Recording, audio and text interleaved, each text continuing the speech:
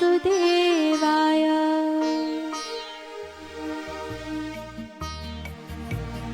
अथ दशमोऽध्यायः। श्रीभगवानुवाच भूय एव महाबाहो शृणु मे परमं वचः यत्तेऽहं प्रीयमाणाय वक्ष्यामि हितकाम्यया। न मे विदुः सुरगणाः प्रभवं न महर्षयः। अहमादिर्हि देवानां महर्षीणां च सर्वशः। यो मामजमनादिं च वेत्ति लोकमहेश्वरम्। असम्मूढः समत्येषु सर्वपापैः प्रमुच्यते। बुद्धिर्ज्ञानमसम्मोहः क्षमा सत्यं दमः शमः। सुखं दुःखं भवो भावो भयं चाभयमेव च। अहिंसा समता तुष्टिस्तपोदानं यशो यशः। भवन्ति भावा भूतानां मत्त एव पृथग्विधाः। महर्षयः सप्त पूर्वे चत्वारो मनवस्तथा। मद्भावा मानसा जाता येषां लोक इमाः प्रजाः। एतां विभूतिं योगं च मम यो वेत्ति तत्त्वतः। सोऽविकम्पेन योगेन युज्यते नात्र संशयः। अहं सर्वस्य प्रभवो मत्तः सर्वं प्रवर्तते। इति मत्वा भजन्ते मां बुधा भावसमन्विताः। मच्चित्ता मद्गतप्राणा बोधयन्तः परस्परं। कथयन्तश्च मां नित्यं तुष्यन्ति च रमन्ति च। तेषां सततयुक्तानां भजतां प्रीतिपूर्वकं। ददामि बुद्धियोगं तं येन मामुपयान्ति ते। तेषामेवानुकम्पार्थम् अहम् अज्ञानजं तमः नाशयाम्यात्मभावस्थो ज्ञानदीपेन भास्वता। अर्जुन उवाच परं ब्रह्म परं धाम पवित्रं परमं भवान्। पुरुषं शाश्वतं दिव्यम् आदिदेवम् अजं विभुम्। आहुस्त्वां ऋषयः सर्वे देवर्षिर्नारदस्तथा। असितो देवलो व्यासः स्वयं चैव ब्रवीषि मे। सर्वमेतद्ऋतं मन्ये यन्मां वदसि केशव। न हि ते भगवन् व्यक्तिं विदुर्देवा न दानवाः।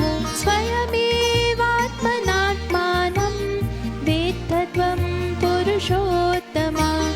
भूतभावन भूतेश देवदेव जगत्पते। वक्तुम् अर्हस्य शेषेण दिव्यायात्मविभूतयः। याभिर्विभूतिभिर्लोकान् इमान् त्वं व्याप्य तिष्ठसि। कथं विद्यामहं योगिन् त्वां सदा परिचिन्तयन्। केषु केषु च भावेषु चिन्त्योऽसि भगवन् मया। विस्तरेणात्मनो योगं विभूतिं च जनार्दन।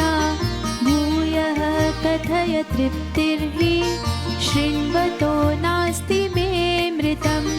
श्रीभगवानुवाच हन्त ते कथयिष्यामि दिव्यायात्मविभूतयः। प्राधान्यतः कुरु श्रेष्ठ नास्त्यन्तो विस्तरस्य मे। अहमात्मा गुडाकेशः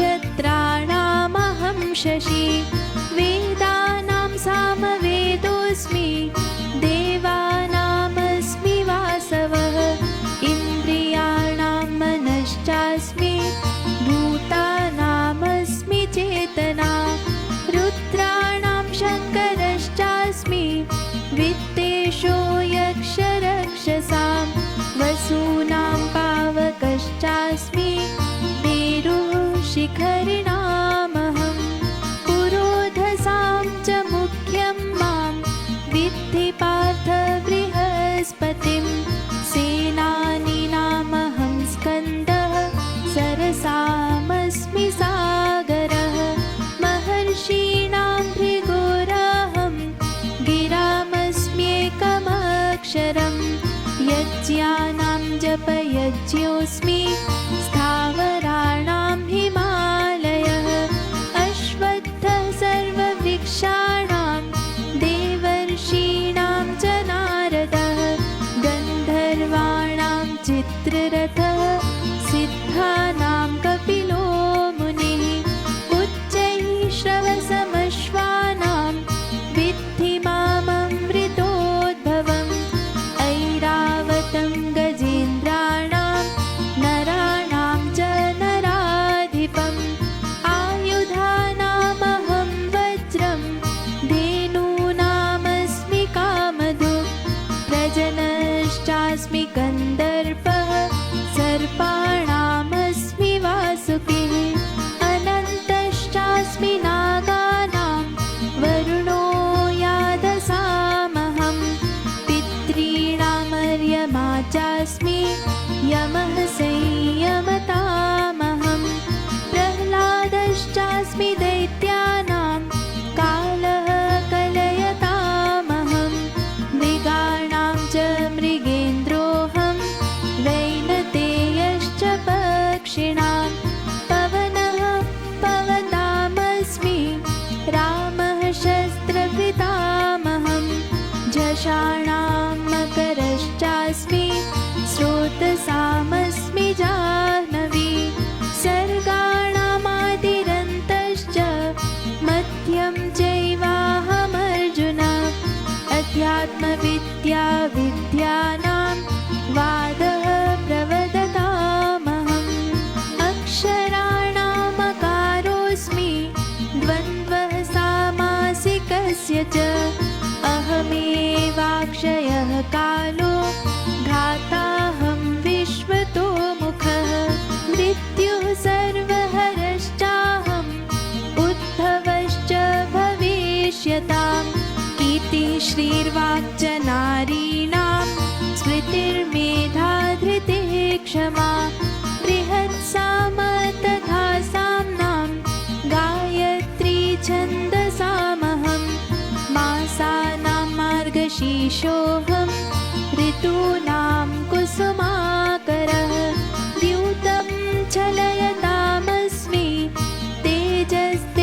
तेजस्तेजस्विनामहं जयोऽस्मि व्यवसायोऽस्मि सत्त्वं सत्त्ववतामहं वृष्णीनां वासुदेवोऽस्मि पाण्डवानां धनञ्जयः मुनीनामप्यहं व्यासः कवीनामुशना कविः दण्डो दमयतामस्मि नीतिरस्मि जिगीषतां मौनं चैवास्मि गुह्यानां ज्ञानं ज्ञानवतामहं यच्चापि सर्वभूतानां बीजं तदहमर्जुन न तदस्ति विना यत् स्यात् मया भूतं चराचरं नान्तोऽस्ति मम दिव्यानां विभूतीनां परन्तप